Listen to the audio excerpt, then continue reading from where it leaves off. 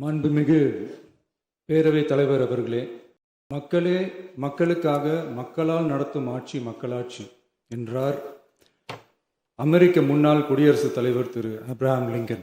இன்றைக்கு அமைந்துள்ள மக்களாட்சி மலர்வதற்கு மக்களிடம் உள்ள பெரும் எதிர்பார்ப்பு, அவர்களுடைய எதிர்பார்ப்புகளை இப்பேரவையின் கவனத்திற்கு கொண்டு வந்து அதனை செயல்படுத்துவதற்கான திட்டங்களை, சட்டங்களை அமல்படுத்த வேண்டிய பொறுப்பு இப்பேரவைக்கு உள்ளது. அதிகமான மக்கள் அதிக நன்மைகளை இந்த ஆட்சி காலத்தில் நன்மை பெற்றுள்ளார்கள் என்கிற வகையில் நம்முடைய செயல்பாடுகள் அமைய வேண்டும். இங்கே அனைவரும் சமம்.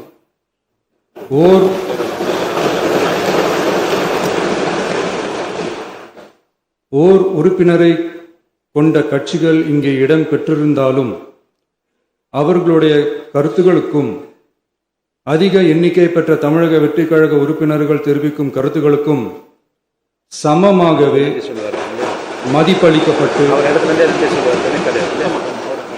நல்லவை ஏற்கப்பட்டு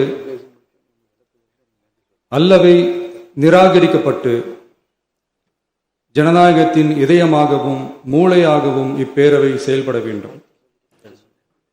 அதற்குரிய வகையில் பெருமை வாய்ந்த வரலாற்று சிறப்பு கொண்ட இப்பேரவையை நடத்தி செல்லும் பண்பை பெற்றுள்ளவரையே தமிழக வெற்றிக் கழகம் முன்மொழிந்து தாங்கள் இன்றைக்கு இந்த ஆசனத்தில் அமர்ந்துள்ளீர்கள். மாண்புமிகு பேரவைத் தலைவர் அவர்களே, தாங்கள் பேரவைத் தலைவராக ஒருமனதாக தேர்ந்தெடுக்கப்பட்டுள்ளீர்கள். தங்களை இந்த ஆசனத்தில் மாண்புமிகு பேரவை முன்னவரும் எதிர்க்கட்சி தலைவரும் தங்களுடைய கரங்களை பிடித்து அழைத்து சென்று அமர வைத்தார்கள்.